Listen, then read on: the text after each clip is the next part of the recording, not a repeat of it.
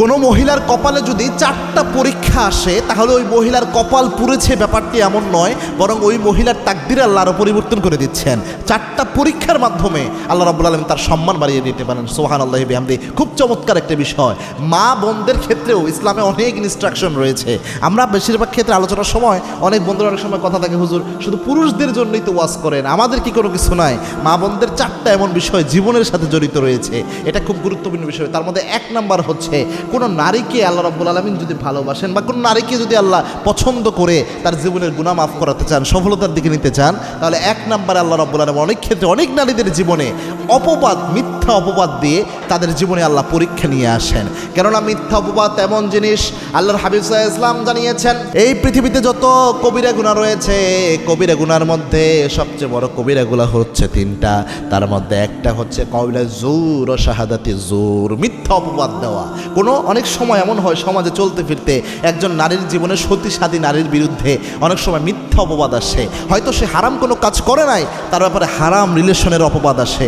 সে হারাম কোনো কাজ করে নাই, জানা ব্যভিচার অপবাদ আসে, মিথ্যা অপবাদ আসে। মিথ্যা অপবাদ যদি কোনো মেয়ের জীবনে আসে, তার মন খারাপের কিছু নাই। মনে রাখবেন, যে আপনার বিরুদ্ধে অপবাদ দিচ্ছে তার যত সওয়াব আছে আল্লাহ আপনার আমলনামায় তুলে দিচ্ছেন। আপনার যদি কোনো গুনাহ থেকে থাকে, ওই গুনাহগুলো ওই ব্যক্তির আমলনামায় অটোমেটিক চলে যাচ্ছে, এটা দিয়ে আপনার গুনাহ ঝরে যাচ্ছে। এজন্য মন খারাপ করবেন না। 2 নম্বর, অনেক সময় পরীক্ষা হয় মেয়েদেরকে অবহেলার মাধ্যমে। কিভাবে? একজন নারী যেহেতু ঘরের পরিবেশে থাকে এবং আল্লাহ রাব্বুল আলামিন ন্যাচারালি নরমালি একজন পুরুষের অধীনস্থ নারীদের করে দিয়েছেন, আর রিজালু কাওয়ামুনা আলান নিসা।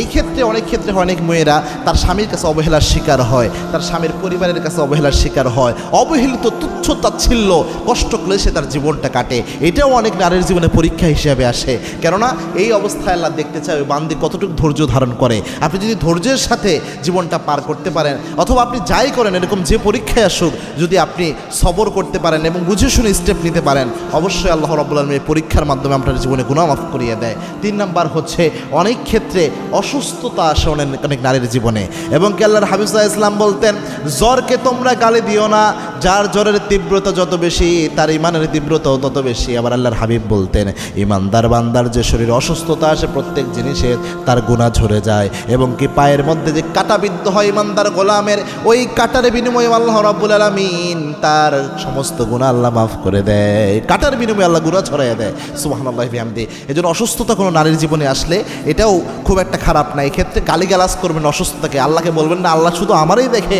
আর কাউরে দেখেন, এটা যেন না হয়। 4 নাম্বার হচ্ছে, যদি অভাব অনটনে কাটাতে হয়, এই সময় ধৈর্য ধারণ করবেন। অনেক নারীদের জীবনে এটা হয়। ফাতেমা রাদিয়াল্লাহু তাআলা আনহার জীবনে দেখেছেন যে একটার পর একটা অভাব তার জীবনে এসেছে। সুতরাং এটা আল্লাহর দেওয়া পরীক্ষা, এক্ষেত্রে ধৈর্য ধারণ করতে হবে।